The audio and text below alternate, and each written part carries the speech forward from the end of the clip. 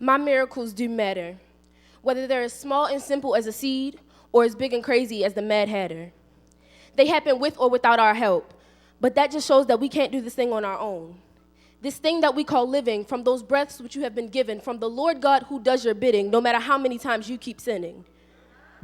But it's when you start your right living and you start believing that he might end your suffering and you'll start achieving your miracles. Like when the little girl who didn't know how to read, yet her mother worked with her and stayed on her face, and guess what? She can now read, achieve, and succeed in life.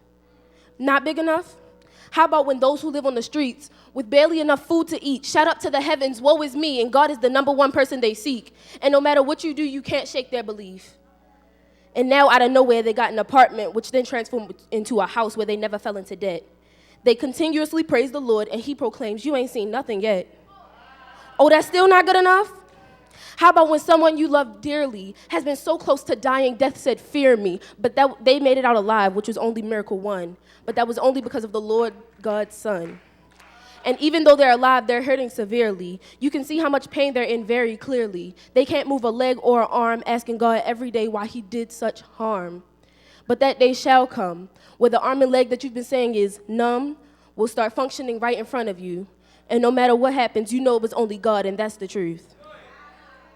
These are all amazing miracles that have and will happen. But I already know some of you won't believe until you see.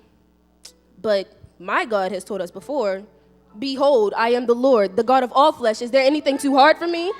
Yet you keep challenging him like the component of a game. And when you don't get the miracle you want, you'll have yourself to blame. No matter whose miracle it is, we should all celebrate.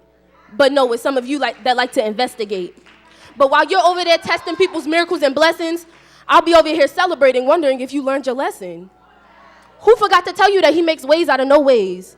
I mean, for real, if he could split the Red Sea for Moses, create light, life, the heavens and the earth, raise people from the dead, turn water into wine, and more, don't you think he's more than capable of doing anything you ask?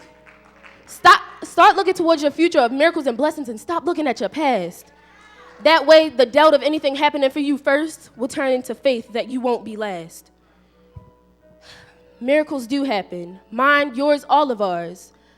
But I feel as though God won't give us a miracle or anything until we have enough faith and battle scars. Selah.